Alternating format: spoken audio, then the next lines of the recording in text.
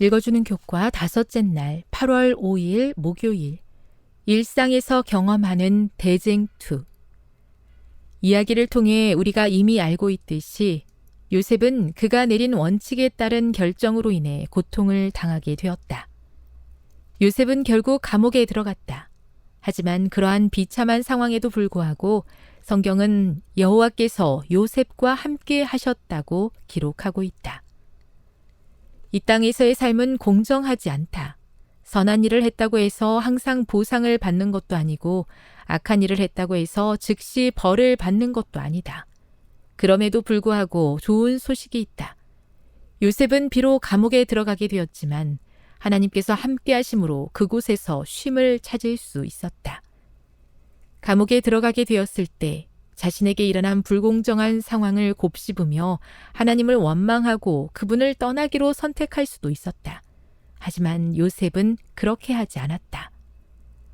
요셉은 감옥에 갇혀 있는 동안 어떤 일을 했는가? 감옥에서 만난 사람들과 어떻게 관계를 맺고 살았는가? 창세기 39장 21절에서 40장 22절을 읽어보라. 요셉은 감옥에서 이상과는 거리가 먼 현실을 마주하게 되었다.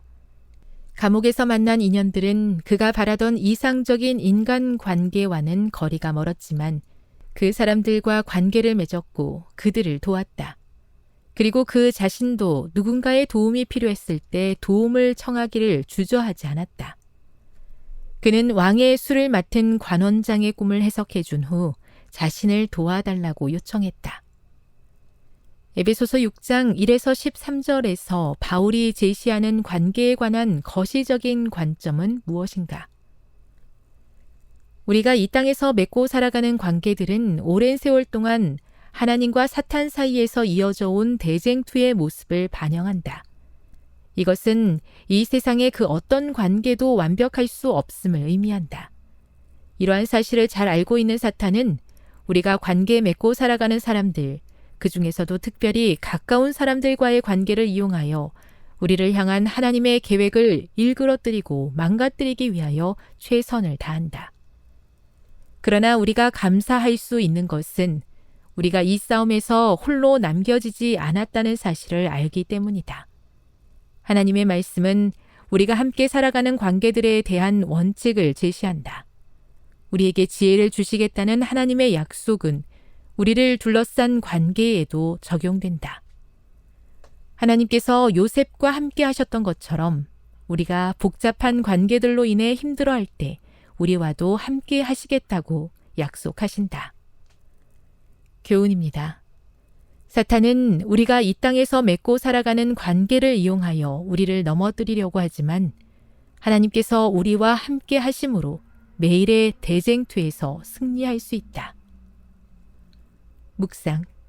이 세상에서 가장 힘든 일 중 하나가 사람과 사람 사이의 관계라고 이야기하기도 합니다. 이를 알고 공격하는 사탄과의 싸움에서 우리가 의지할 힘의 근원은 무엇일까요? 적용. 야고보서 1장 5절에 기록된 하나님의 약속을 생각하면서 우리가 맺고 살아가는 관계들 속에서 지혜를 달라고 기도해 보십시오. 다른 사람들과 관계를 맺으며 살아갈 때 어떻게 하면 성령님의 인도하심에 순종하며 살 수 있을까요? 영감의 교훈입니다. 요셉의 충절의 비결. 요셉은 역경 중에서 품성의 시험을 받았다. 금은 번영으로 흐려지지 않았다. 그는 죄수의 옥에서처럼 보좌의 다음 자리에 섰을 때에도 똑같이 하나님의 뜻을 신성하게 존중했다. 요셉은 그의 신앙을 어느 곳에든지 지니고 다녔다. 이것이 변함없는 그의 충절의 비결이었다. 그대들이 얻을 수 있는 어떤 승리도 자아를 이기는 것보다 더 귀중하지는 않을 것이다. 교회 증언 사권 545. 주님, 오늘도 함께하는 사람들과의 관계로 인해 상처받고 고민하는 제 모습을 발견하게 됩니다. 그 모든 문제를 주님 앞에 내려놓습니다. 성령의 인도하심에 순종함으로 승리하는 하루 살게 도와주시옵소서.